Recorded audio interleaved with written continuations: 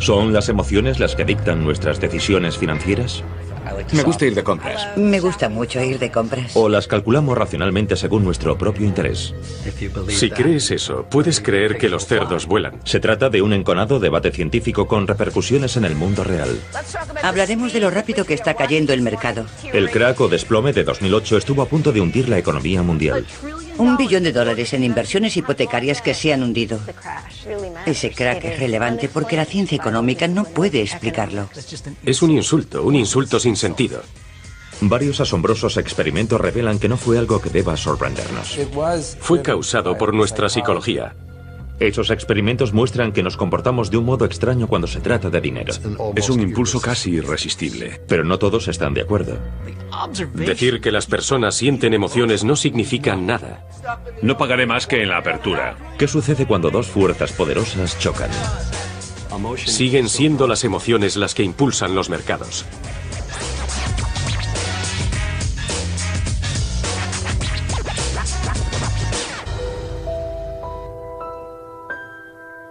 Mente humana y dinero.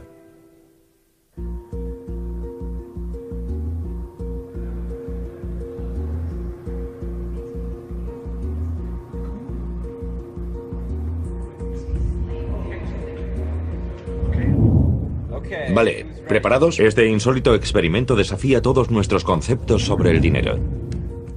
¿Quién quiere pujar? Es una subasta de un billete de $20. $1. He oído $2. ¿Quién ofrece? He oído 3. 3 al fondo. ¿Qué tal 4? 5. 5. 6. 6. Las reglas son simples. El mejor postor se lleva el billete de $20. 10. 11. 11. 12. Pero hay una trampa. El segundo mejor postor no recibe nada, pero pagará el valor de su puja. He oído 20. Muy bien, $20. Sorprendentemente, dos postores sobrepasan con mucho el valor del billete. 26. 26. 27. 27 a la 1. 28. 28. ¿Alguien da 29? 28 a la 1. ¿Por qué pagaría alguien más de $20 por un billete de $20? $20 vendidos al caballero por $28. Un grupo de científicos denominados economistas del comportamiento conductuales creen tener la respuesta. Acaba de estallar y ya empieza de nuevo. Creen que cuando se trata de tomar decisiones sobre el dinero, la mente humana a menudo se comporta de forma irracional. Vemos que las personas se alejan del comportamiento racional en muchos sentidos. No utilizan la información que dicen que deberían utilizar y, en su lugar, utilizan otra información que, según nos dicen, sería absurdo utilizar. Puede que la noción de que las personas pueden comportarse de forma irracional cuando manejan dinero no parezca un concepto radical, pero desafía las teorías económicas predominantes que han guiado a las empresas y los gobiernos durante las últimas 5 décadas.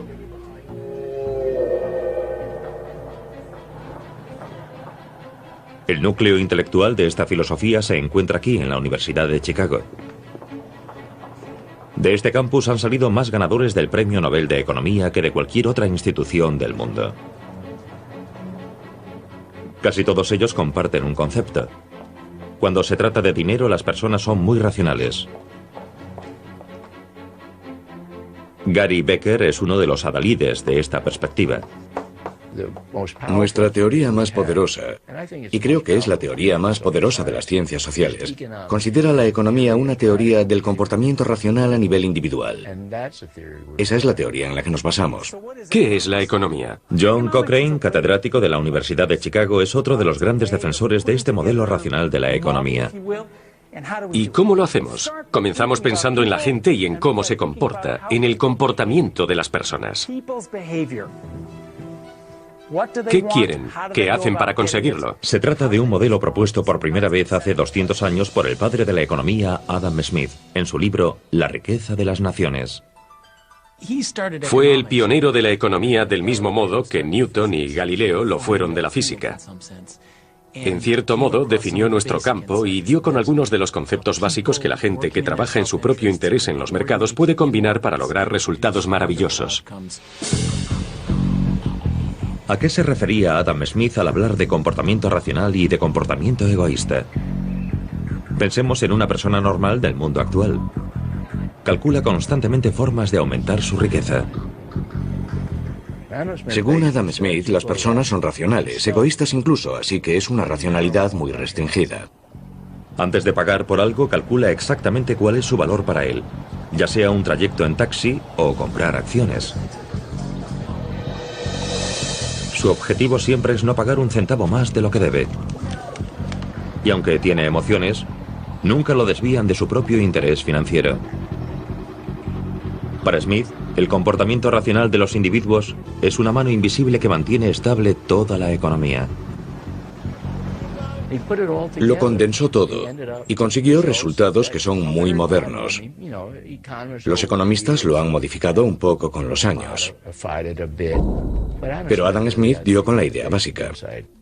Si consideramos esas dos conductas, 2 siglos después, la economía se ha convertido en una disciplina rigurosa.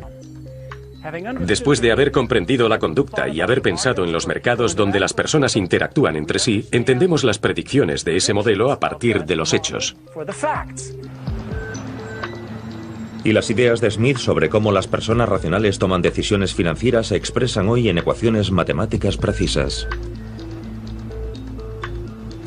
A partir de la Segunda Guerra Mundial, tenías que expresarte usando las matemáticas si querías que te tomasen en serio. La economía había sido desde el principio el estudio de cómo personas racionales y codiciosas toman decisiones para tratar de enriquecerse.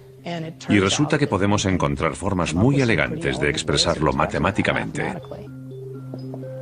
Hoy en día, estos modelos matemáticos son las principales herramientas que utilizan los economistas para establecer medidas que nos afectan a todos. Desde los tipos de interés fijados por los gobiernos y los impuestos, a las cantidades que podemos pedir prestadas a los bancos. Los economistas conductuales critican estos modelos porque consideran que llevan las ideas de Adam Smith al extremo. Piensan que las personas hacen cálculos enormes con bases de datos enormes. El principal modelo de comportamiento del consumidor asume que nunca compraremos nada hasta que hayamos calculado, por ejemplo, su repercusión en nuestro plan de pensiones. Y que se nos dan tan bien las matemáticas que utilizamos tipos de interés para calcular qué placer nos proporcionará algo en un futuro después de comprarlo. ¿Cómo es posible? ¿En qué tasa de interés voy a pensar? Ese es el tipo de cosas que necesitan esos modelos para que todo sea coherente.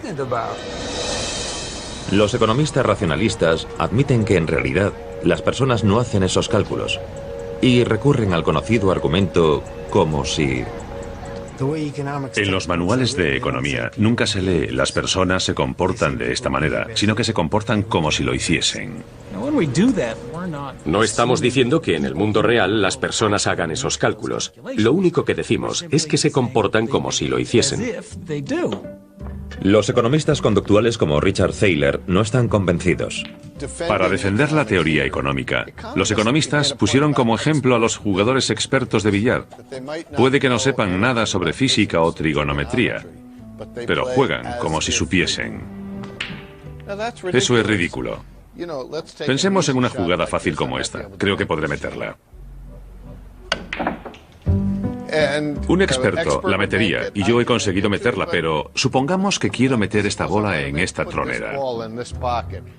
Sé qué principios de la trigonometría debo aplicar, qué ángulos conseguir. A un experto no le supondría ningún problema, pero para mí es una jugada bastante difícil. Vaya, casi.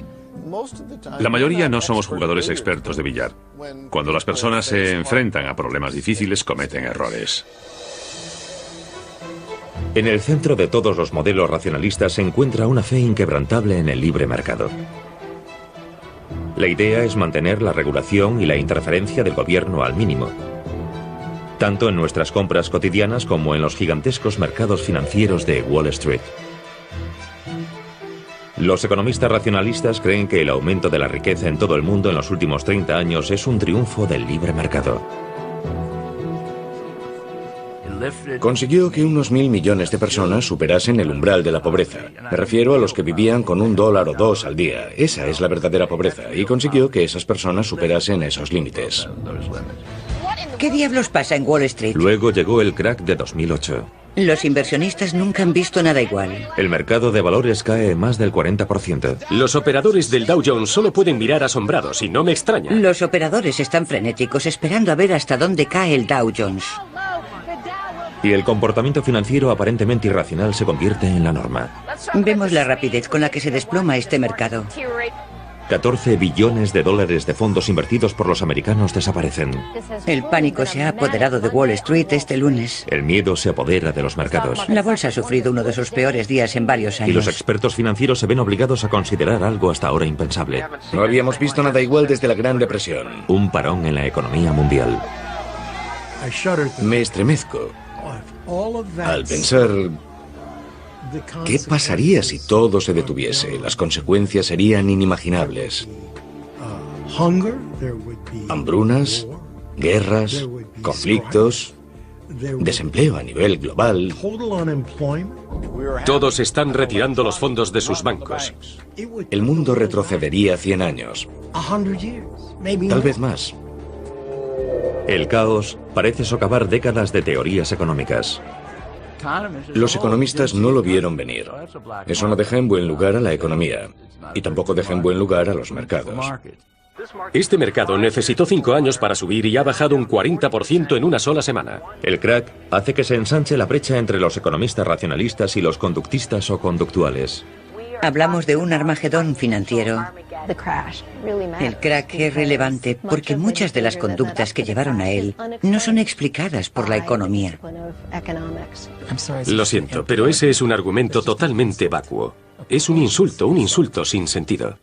No lo considero un fracaso de la economía, pero necesitamos un chivo expiatorio y los economistas siempre lo han sido. Están acostumbrados, no pasa nada. Entonces, ¿cuál es el bando correcto? ¿Pensamos en el dinero racionalmente o nuestras emociones y la psicología juegan un papel mucho más importante de lo que creíamos hasta ahora? Vamos a empezar un juego.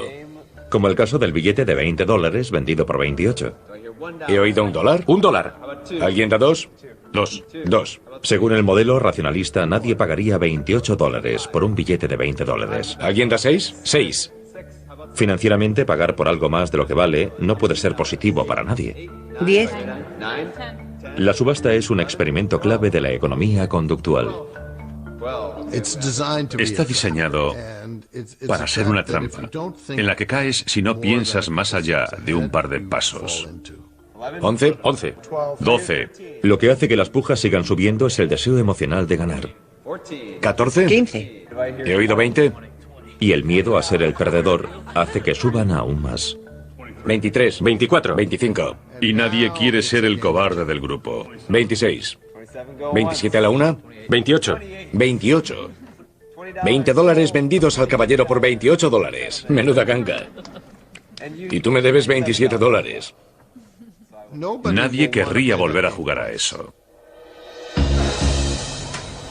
La subasta puede parecer muy alejada de la vida cotidiana, pero ¿nos comportamos los demás de un modo igual de irracional? Hemos preguntado a los visitantes de un centro comercial de Chicago si preferirían recibir $100 dentro de un año o $102 dentro de un año y un día. $102 en un año y un día. $102. Un año y un día. Podría esperar ese día más. Escojo los $102. $102. ¿Qué importa un día más? 102 dentro de un año y un día. Todos se decantaron por la opción racional. ¿Un día más después de esperar un año? Y escogieron la cantidad mayor. A continuación les preguntamos si preferirían $100 hoy o $102 mañana. La cantidad mayor sigue siendo la elección racional. Veamos qué contestaron. $100 ahora. $100 hoy. $100 hoy. Hoy.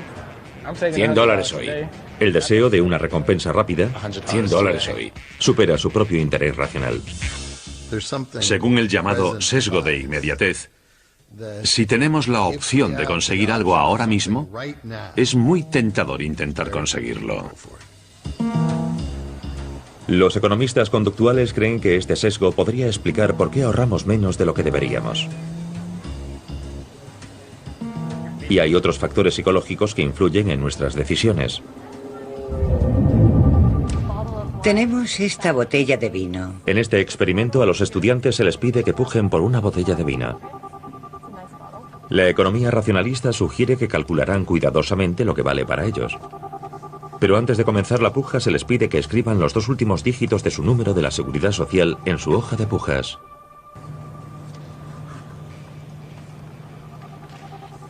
Curiosamente, las personas que más alto pujaron por la botella de vino fueron aquellos con los números de la Seguridad Social más altos. Sin saberlo, fueron influidos por un número totalmente irrelevante. Es un ejemplo muy bueno de anclaje.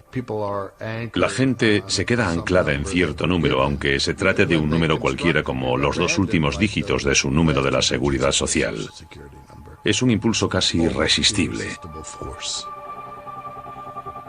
¿Expone este tipo de experimentos como defectos los supuestos que subyacen bajo la economía racionalista? Ellos tratan con personas en su laboratorio y los economistas tratan con personas en el mundo real, y hay una diferencia entre el laboratorio y el mundo real. Son experimentos muy interesantes. A mí también me parecen interesantes, pero además debemos preguntarnos hasta qué punto podemos aplicar lo que descubrimos en el laboratorio al comportamiento de las personas en el mundo real, y también ver si explican los fenómenos del mercado global. Para los economistas como Cochrane, no importa si a veces las personas actúan en contra de su propio interés financiero, siempre y cuando la mayoría manejemos racionalmente el dinero la mayor parte de las veces. En ningún lugar esa idea es más importante que aquí, en la Bolsa de Valores de Nueva York. Los comerciantes compran y venden acciones de empresas. Sus decisiones hacen que los precios suban y bajen, creando riqueza para algunos inversores y pérdidas financieras para otros. Richard Rosenblatt trabaja aquí desde hace 30 años. Vale, aguanta. Luego nos vemos. Cuando empecé, toda la tecnología de la que disponíamos era la luz eléctrica y los teléfonos. Y sin embargo, sigue siendo el mismo trabajo. Tratar de prever cómo se van a mover las acciones en los próximos segundos o minutos y tomar decisiones en consecuencia. Si acierto y compro una acción antes de que otros decidan que está infravalorada, entonces produzco un beneficio. Pero la bolsa de valores es solo un pequeño engranaje de la gran maquinaria global que son los mercados financieros. La tecnología permite negociar en cualquier lugar. $2 en ganancias, tenemos 15. En Night Trading, una de las mayores empresas de intermediación bursátil del mundo, los operadores compran y venden de todo, desde acciones y divisas hasta materias primas como el petróleo y el oro. ¿Sabes qué? No pagaré más que en la apertura. $8, 2 al alza. Vende. Tal como Adam Smith sugirió, aquí los operadores compiten ferozmente por ganar tanto dinero como sea posible para sus clientes y para sí mismos. Queremos ganar. Es nuestra naturaleza competitiva la que nos impulsa a esforzarnos más y más cada día. Cuando veo que la actividad y el ruido van aumentando, si estoy aquí sentado mucho menos activo y veo a alguien a mi lado más ocupado que yo, eso me estimula. Confirma si hay una oferta superior. Tommy, el de los 38.000, ha subido 50. TXM busca comprador, 23,90%. ¿Por qué importa lo que sucede en lugares como este? La mayoría de nosotros utilizamos productos financieros como las hipotecas o los fondos mutuos. Las empresas que nos venden esos productos invierten nuestro dinero para ganar más dinero en los mercados financieros.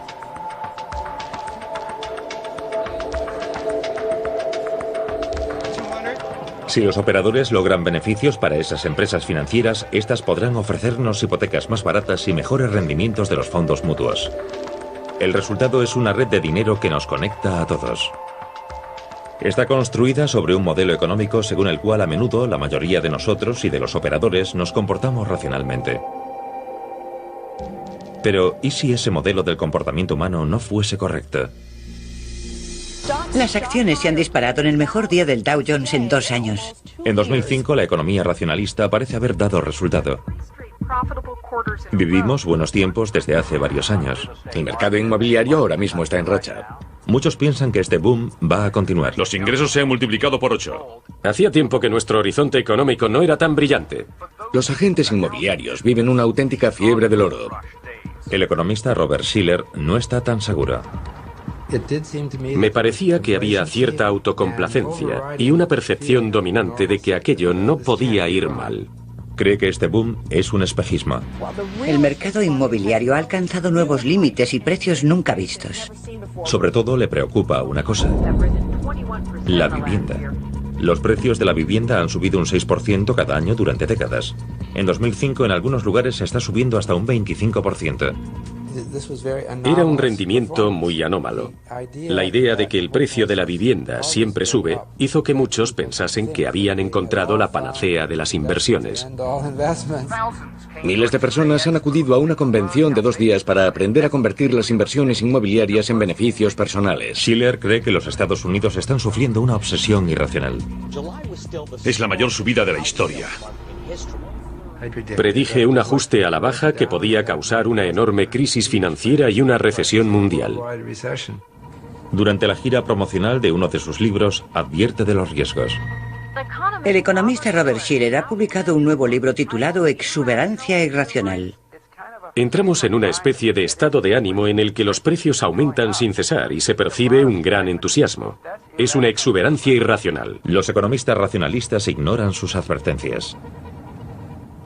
¿Qué significa exuberancia irracional? Es un bonito término de moda que significa que los precios son más altos de lo que Bob Shiller cree que deberían ser.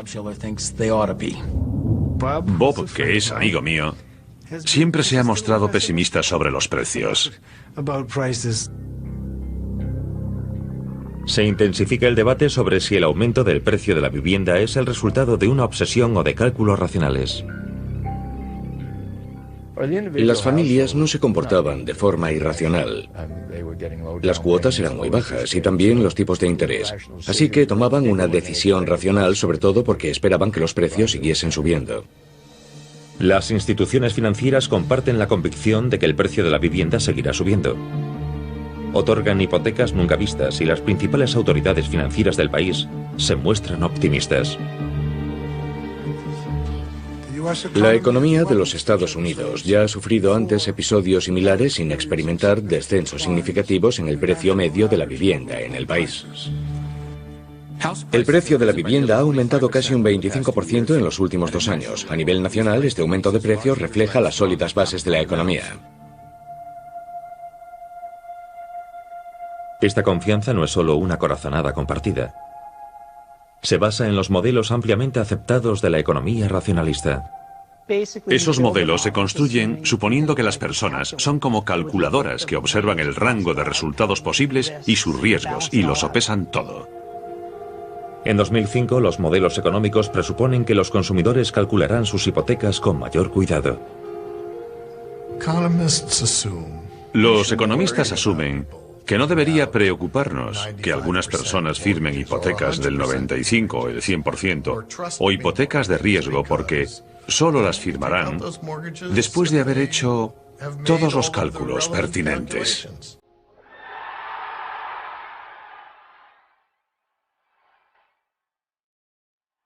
Sin embargo, al dispararse el precio de la vivienda, muchos consumidores firman hipotecas que no pueden pagar y se endeudan en base al aumento del valor de sus hogares. Pero ¿por qué había tanta gente dispuesta a asumir un riesgo tan alto?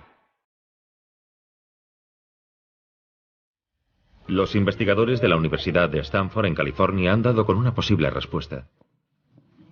En un principio, su investigación no tiene nada que ver con el dinero. Ni siquiera la realizan economistas. Son psicólogos que utilizan escáneres cerebrales de gran potencia para explorar los misterios de la mente humana, especialmente las emociones. Comencé a investigar el cerebro porque me interesaban las emociones y estaba convencido de que tenía que haber algo que nos permitiese comprender las emociones. El psicólogo Brian Knudson pretende averiguar cómo afectan las emociones a una de las áreas más primitivas de nuestro cerebro. Evolucionó hace tanto tiempo que la compartimos con muchos otros animales, incluso los lagartos. Por lo general, cuanto más abajo está situada un área del cerebro, más tiempo hace que evolucionó. Los humanos todavía contamos con estas áreas subcorticales muy antiguas en lo más profundo del cerebro. Esta parte del cerebro, denominada núcleo accumbens, se activa por las necesidades humanas más primarias. Desde el punto de vista de la supervivencia, tiene mucho sentido que las recompensas naturales, como el alimento, el sexo, etc., activen este circuito que te hace intentar conseguir esas recompensas. Esta parte del cerebro juega un papel crucial en la adicción a las drogas. La curiosidad lleva a Knudson a intentar encontrar otras cosas que la exciten tanto como la perspectiva de conseguir sexo y drogas. Así que pide a los sujetos que imaginen que están a punto de recibir algún dinero. En cuanto comenzamos a utilizar dinero, vimos una activación muy evidente de esos circuitos emocionales. Y eso significa que no solo el sexo, las drogas o el alimento activan esos circuitos. El dinero también lo hace, y lo hace con mucha intensidad. El dinero hace que aumente la actividad de un área primitiva de nuestro cerebro. ¿Podría eso explicar algunas de las conductas desenfrenadas de los operadores financieros y los consumidores durante el boom de la vivienda?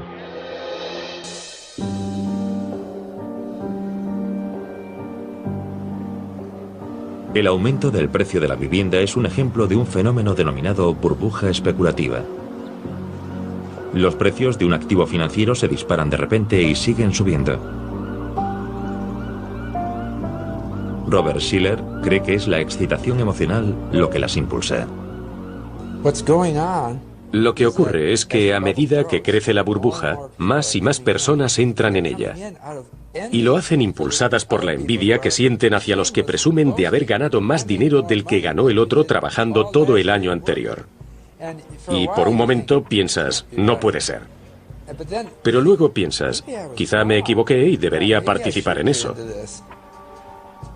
Son las emociones humanas las que te impulsan a hacerlo. Este vínculo con las emociones hace que muchos economistas racionalistas rechacen la idea de las burbujas. Ya no sé lo que significa la palabra burbuja. Cancelé mi suscripción a la revista The Economist, porque ahora la palabra burbuja aparece 3 veces en cada página y de forma gratuita. Ya no tiene sentido. La palabra burbuja puede sonar inocua, pero el periodista financiero Justin Fox ha estudiado su historia y ha descubierto lo que sucede cuando explotan. El primer producto en experimentar una burbuja financiera fue bastante insólito. En la década de 1630 en los Países Bajos la gente compraba y vendía bulbos de tulipán. Fue una locura generalizada. Cientos de artesanos cerraron sus talleres y se instalaron como floristas. Así se llamaban a sí mismos, aunque en su mayor parte en realidad eran comerciantes de bulbos de tulipán y formaban un verdadero mercado financiero. El precio de los tulipanes en los Países Bajos subió tanto que un bulbo de tulipán podía llegar a costar lo mismo que una casa. Durante 3 años el precio de los bulbos de tulipán subió y subió, y luego comenzó a dispararse. Hay quien afirma que casi la mitad de todo el dinero de la economía de los Países Bajos se movía en operaciones relacionadas con los tulipanes. Para muchos historiadores fue la primera burbuja financiera, aunque básicamente se trataba de tulipanes.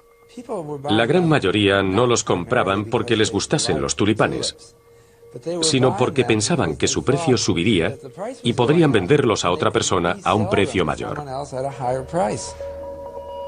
El 5 de febrero de 1637, el bulbo más caro de los Países Bajos no encontró comprador y cundió el pánico entre los que invertían en tulipanes.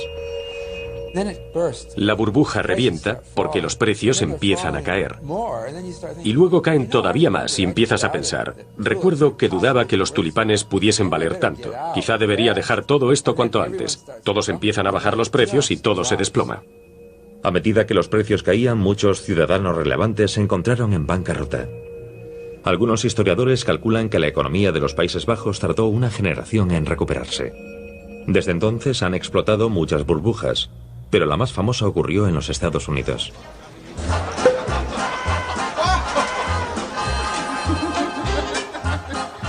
El año 1929 comenzó con optimismo. Los precios de las acciones subían desde hacía 8 años, y en el 29 estaban por las nubes. Económicamente, los años 20 fueron una gran década. La economía y la industria crecían rápidamente, y hacia el final de la década, los mercados financieros pasaron de reflejar ese boom a crearlo, por así decirlo. Todo parecía vivir un boom. A finales de los años 20, todos sentían que vivían una nueva era. Los observadores describían emociones enfervorecidas a medida que miles de inversores pagaban precios cada vez más altos por las acciones. En los llamados locos años 20, el mercado de valores experimentó una enorme burbuja. Y creían que aquello nunca terminaría. Pero el 29 de octubre los precios cayeron de repente y cundieron el pánico y el miedo. Más de 9.000 bancos estadounidenses se hundieron y con ellos desaparecieron los ahorros de millones de personas. Aquello produjo una depresión que duró más de 10 años. Tuvimos un 25% de desempleo durante la mayor parte de los años 30. Fue un acontecimiento impulsado por un verdadero cambio en la psicología de las personas.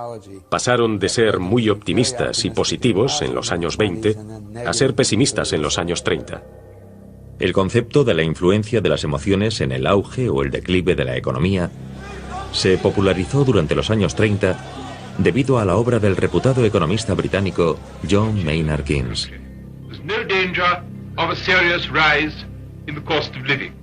Keynes creía que los mercados financieros se comportaban de forma disparatada cuando dijo: los mercados pueden permanecer irracionales más tiempo del que uno puede mantenerse solvente. Según Keynes, las emociones pueden hacer que los precios se disparen y luego se desplomen.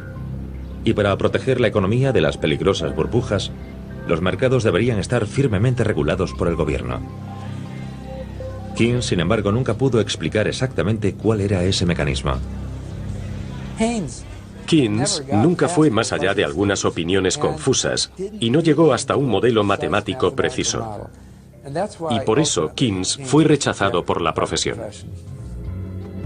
Hoy, después del crack de 2008, los economistas conductuales se esfuerzan por conseguir lo que Keynes no logró: mostrar con precisión cómo las emociones humanas afectan a los precios. Sus ideas son tan influyentes que estos experimentos sobre el comportamiento se están realizando en la Universidad de Chicago, en pleno corazón de la economía racionalista. Uno de ellos investiga un misterioso sesgo psicológico. Nos interesa saber cuánto pagaríais por esta taza o una idéntica a esta. Han pedido a estos estudiantes que calculen el precio de un bien de consumo común. Una bonita taza de color granate. Se les pregunta cuánto estarían dispuestos a pagar por esta taza. Pensadlo un momento y luego escribid la cantidad máxima que estaríais dispuestos a pagar por ella o una idéntica. Ofrecen un promedio de $6. Ahora tenemos 6 tazas y se las damos a algunas personas al azar. Y luego reciben la misma taza gratis. Una hora más tarde les preguntan por cuánto estarían dispuestos a venderla. Según la economía racionalista, el precio debería ser exactamente el mismo. Después de todo, su valor no ha cambiado. Sin embargo, el precio medio que quieren ahora por la taza es de $9. Ahora que tenéis la taza, le subís el precio. Me ha parecido un poco más especial porque podía serme útil. ¿Alguien más? Conseguí esta taza porque tuve suerte. Por eso es importante para mí y le doy ese valor. El placer emocional de poseer algo durante solo una hora hizo que su precio subiese hasta un 50%. Es un resultado inesperado que sugiere que no son conscientes de las emociones que causan este comportamiento. En Harvard, los investigadores estudian el impacto financiero de estas sutiles influencias. El equipo está dirigido por Jennifer Lerner. Soy psicóloga social, no clínica. No ofrezco asesoramiento ni terapia. Realizo experimentos en un laboratorio. En mi opinión, no somos conscientes de gran parte de lo que nos influye a la hora de tomar una decisión. Lerner investiga todo tipo de emociones. Hoy es la tristeza y cómo influye en las decisiones financieras. Colocaremos estos dos sensores que miden la conductividad de la piel mediante la sudoración. El experimento está diseñado para inducir emociones a un nivel tan sutil que los sujetos no son conscientes de ellas. Los investigadores utilizan sensores para detectar los efectos fisiológicos de las emociones. Ahora recogeremos la primera muestra de saliva. Desde la frecuencia cardíaca y la respiración hasta las hormonas presentes en la saliva. Estas son las señales fisiológicas de los sujetos. Cuando llegan se sientan y pasan un rato descansando tranquilos, relajándose con música y ese tipo de cosas. Así medimos los parámetros iniciales que luego compararemos con lo que les sucede al tomar una decisión financiera estresante. Entre otras actividades, los sujetos ven una escena de una película triste. Sin que ellos lo sepan, eso desencadena un nivel bajo de tristeza. Los sensores revelan el cambio emocional. Quienes toman decisiones en nuestros estudios no son en absoluto conscientes de que esa tristeza les está afectando. Y cuando les preguntamos, ¿la película que ha visto ha afectado de algún modo a sus respuestas?, contestan que no. Es el momento de la prueba financiera.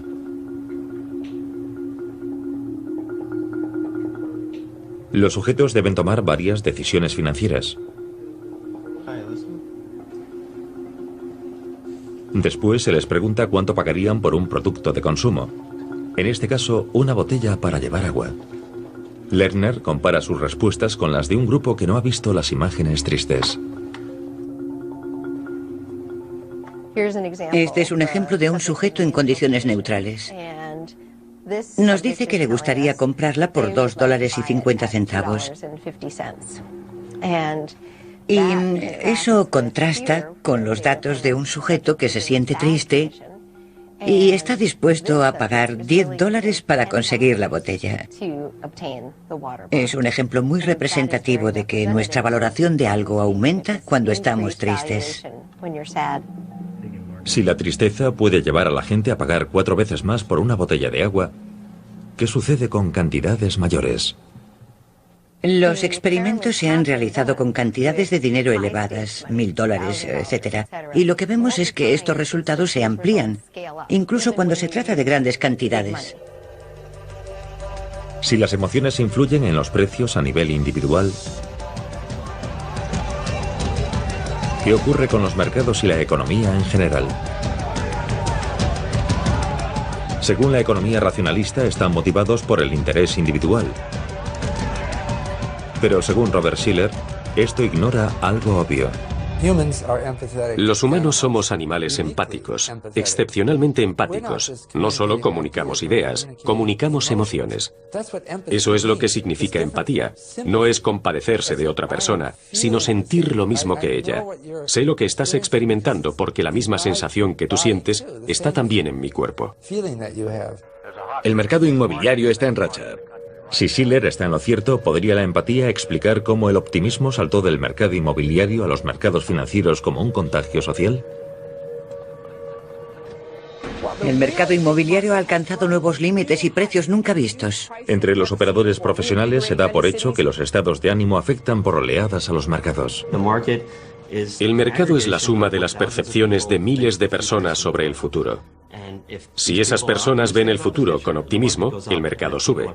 Y si esas personas ven el futuro con pesimismo, el mercado baja. En definitiva, la pregunta que el mercado responde es, ¿la gente es optimista o pesimista? Y esa es una pregunta psicológica. Siguen siendo las emociones las que impulsan los mercados. Dicen que la burbuja no reventará. Para los racionalistas, las emociones no son una explicación satisfactoria del funcionamiento de los mercados. Decir que las personas sienten emociones no significa nada. Y decir que los mercados han subido debido a una oleada de emoción no significa nada. Eso no nos dice en qué circunstancias es probable que los mercados suban o bajen. No sería una teoría científica. La convicción de los racionalistas se basa en el modelo matemático que utilizan para comprender los mercados financieros. Según la denominada hipótesis de eficiencia de los mercados financieros actúan básicamente como una calculadora gigantesca que procesa de manera eficaz toda información pertinente más rápido de lo que podría hacerlo ningún individuo. Por tanto, no importa que algunos operadores se dejen llevar por sus emociones. ¿Los mercados eficientes pueden coexistir con un comportamiento irracional siempre y cuando haya suficiente gente racional para mantener los precios bajo control? Según la hipótesis de eficiencia de los mercados, los propios mercados financieros son racionales y los precios nunca pueden estar equivocados. Este modelo fue inventado por Eugene Fama. Es un buen modelo y funciona bastante bien para casi todos los usos prácticos a los que podamos aplicarlo. Creó un gran revuelo que persiste hasta nuestros días. Ese revuelo persiste porque para muchos economistas conductuales, esta teoría implica que los mercados financieros deberían ser inmunes a la crítica o el control. Según esa teoría, debemos ver los mercados como oráculos. Cuando el mercado sube, tenemos que decir, ¿qué nos dice hoy la sabiduría del mercado? Si los mercados son eficaces, no hay necesidad de que el gobierno intervenga, porque el propio mercado se asegurará de que los precios sean siempre los correctos.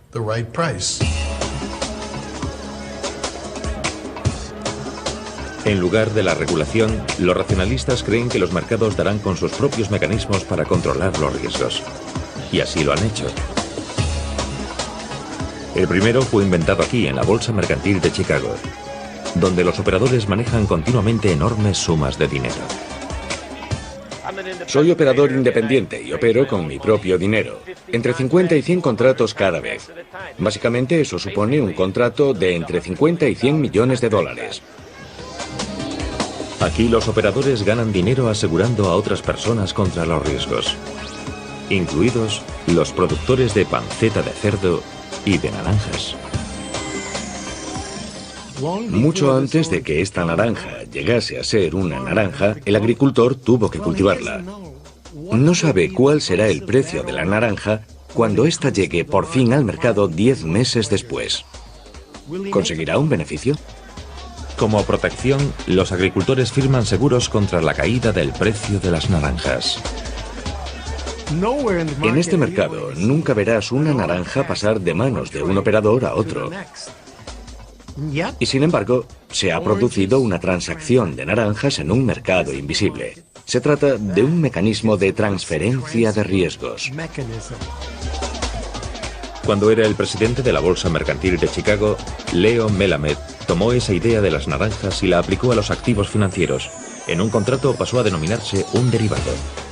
Fue una idea revolucionaria.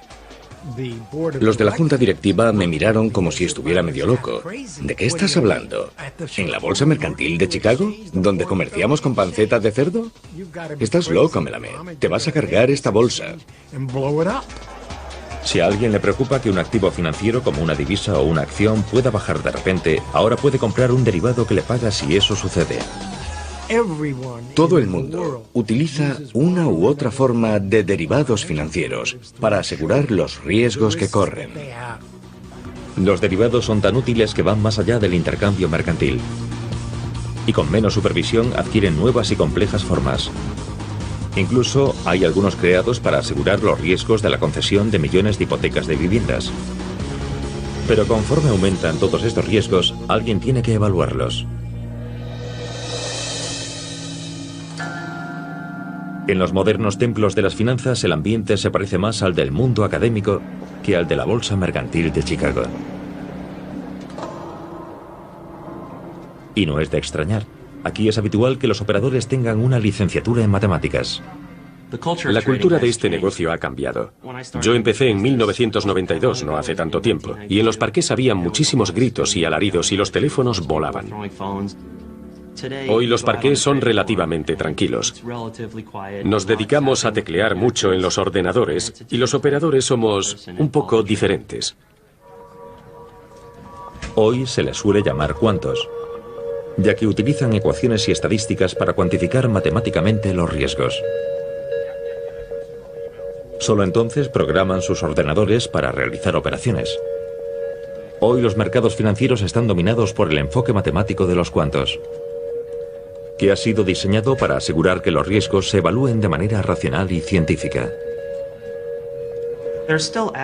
Algunos aspectos de este negocio siguen siendo un arte y no una ciencia. Lo que ha cambiado es que hoy muchos aspectos se tratan como una ciencia, algo que solo ocurre desde hace 20 años. Hay que rastrear enormes cantidades de datos y buscar patrones. Pasan todo el día haciendo números para tratar de mejorar su rendimiento. Muchos están convencidos de que gracias a estas dos innovaciones fundamentales, los derivados para gestionar el riesgo y las matemáticas para medirlo, los mercados son eficientes y las burbujas y los cracks pertenecen al pasado. Si crees eso, puedes creer que los cerdos vuelan. Cuando oí que a los economistas se les había ocurrido esa idea, pensé que estaban muy mal informados, encerrados en sus torres de marfil. Jeremy Grantham es un inversor de gran éxito. Durante los últimos 40 años se ha ganado la vida detectando burbujas en los precios y apostando a que recuperarían la normalidad. Descubrimos 27 burbujas. Grantham cree que las burbujas son inevitables y que su ritmo es predecible. La euforia hace que el precio suba y el realismo hace que vuelva a bajar. Entonces se genera un pánico poco realista que comienza a retroalimentarse. Y muchos inversores se dejan llevar y huyen en la dirección opuesta. Vernon Smith estudia este ciclo en la Universidad Chapman, en California. A muchos economistas no les gustan las burbujas porque son muy difíciles de entender. En este experimento, Smith quiere ver lo que sucede cuando los estudiantes compiten por ganar dinero en un parque simulado. No es un experimento normal. Se trata de ganar tanto dinero como puedan. Se os pagará según los dividendos que consigáis. Si juegan bien, pueden ganar cientos de dólares. Es dinero real y en buenas cantidades. Cada uno de ellos tendrá que comerciar con un producto financiero imaginario. Comerciaréis con un producto. Desde el principio se les dice que tengan cuidado porque el valor del producto bajará conforme pasa el tiempo. Al final del juego no valdrá nada. El producto tendrá 15 periodos de negociación. La cuestión es si eso determinará los precios de sus intercambios o si los precios se alejarán de esa tendencia. El experimento ha comenzado. En una pantalla ven los precios que ofrecen los demás operadores para vender o comprar. Y también ven cómo va bajando inexorablemente el valor del activo, que aparece como una línea discontinua negra descendente.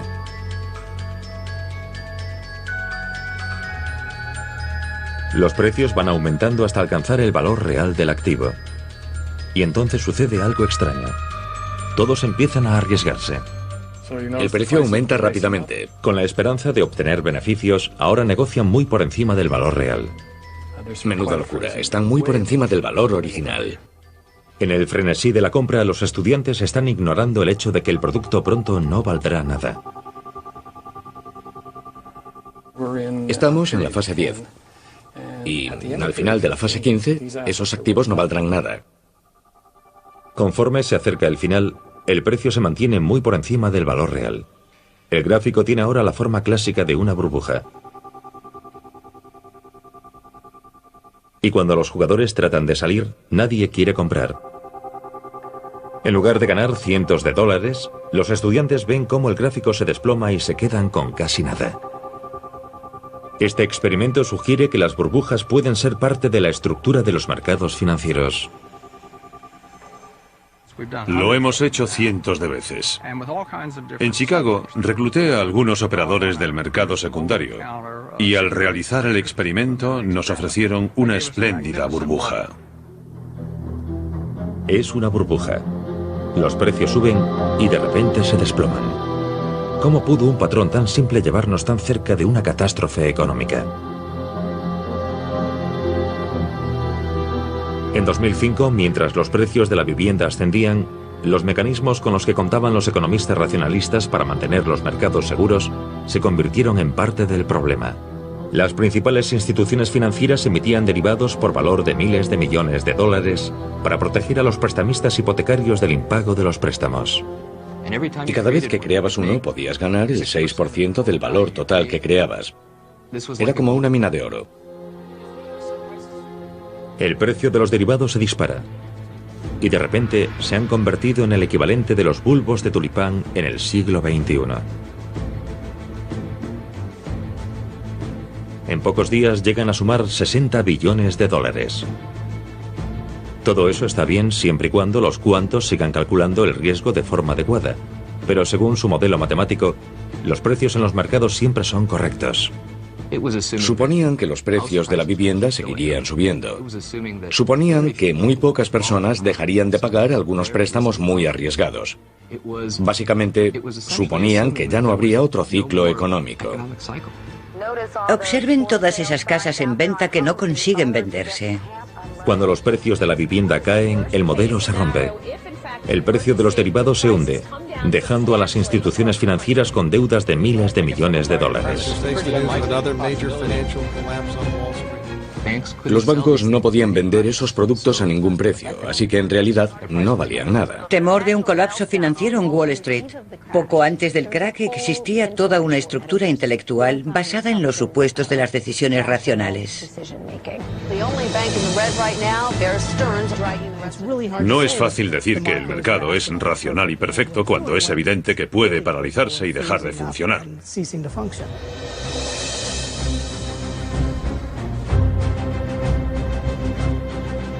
Cuando el miedo se apodera del mercado, las entidades financieras retiran su dinero.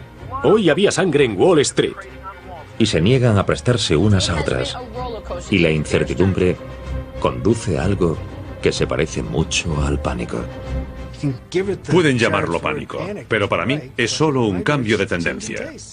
$500 millones en inversiones hipotecarias que se han hundido. Las emociones son la forma en que los seres humanos toman decisiones racionales. Cuando el león se acerca es importante sentir algo de adrenalina y algo de miedo. Así es como se toma la decisión racional de salir corriendo en la dirección opuesta. El Dow Jones se ha desplomado 240 puntos, mientras que el Nasdaq... ¿Dónde nos lleva esto? Dentro de 30 años, como ya ha ocurrido en el pasado, incluyendo esta recesión, será un gran logro para el mundo.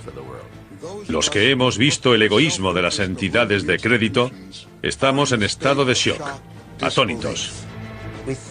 Creemos tener una buena estructura cuantitativa que se encarga de todos los riesgos, pero le falta algo. Algunas personas confían demasiado en la teoría y están dispuestos a jugarse muchísimo basándose en una teoría que no es la acertada.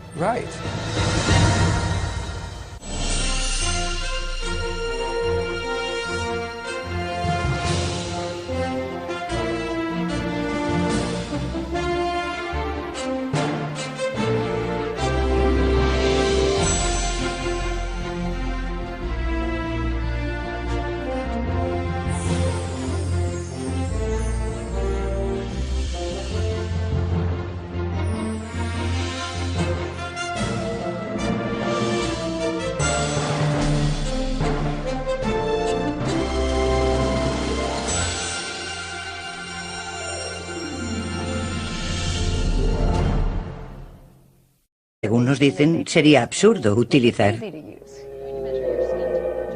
Puede que la noción de que las personas pueden comportarse de forma irracional cuando manejan dinero no parezca un concepto radical, pero desafía las teorías económicas predominantes que han guiado a las empresas y los gobiernos durante las últimas 5 décadas.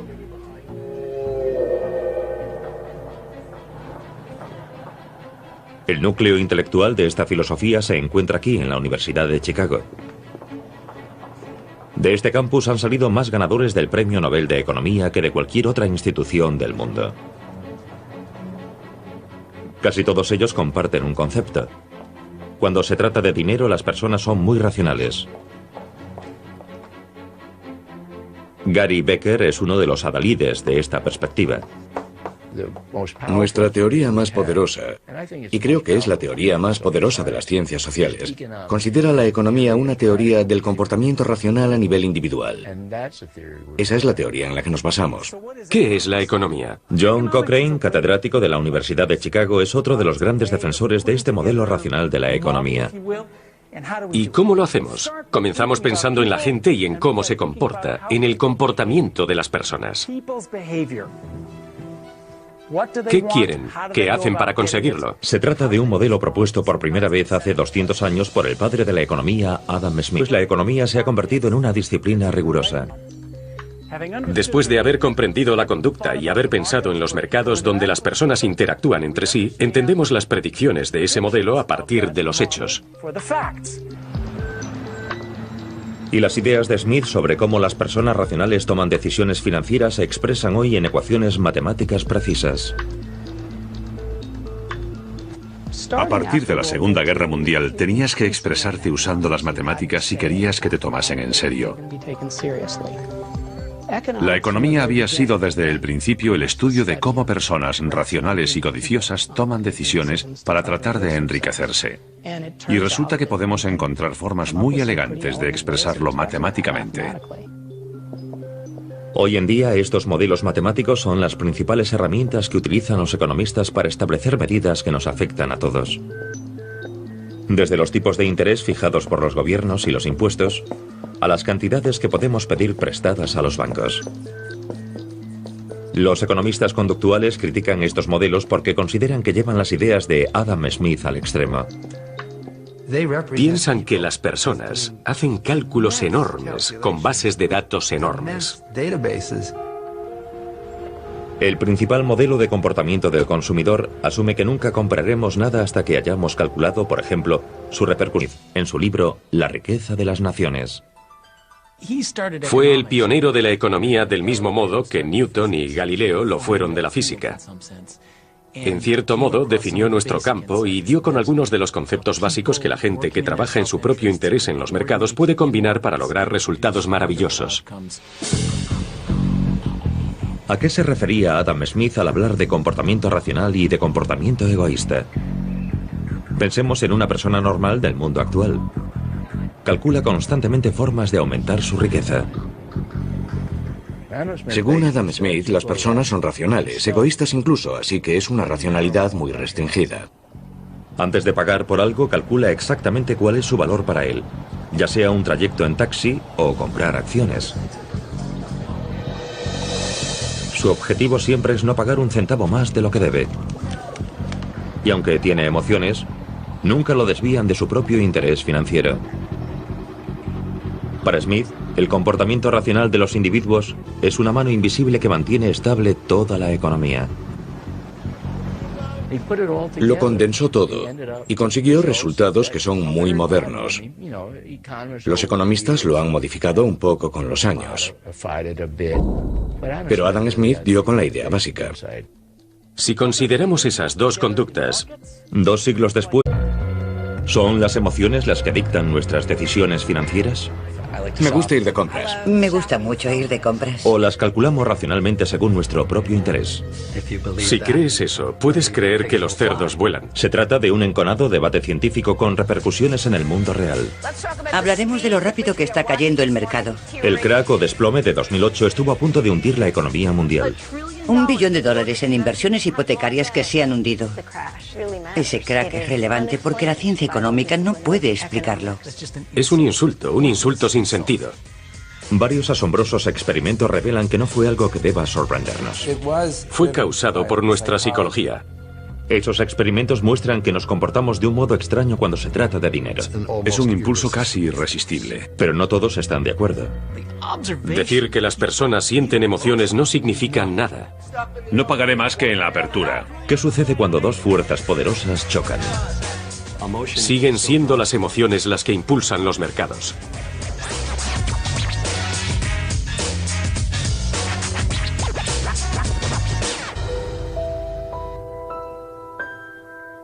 Mente humana y dinero.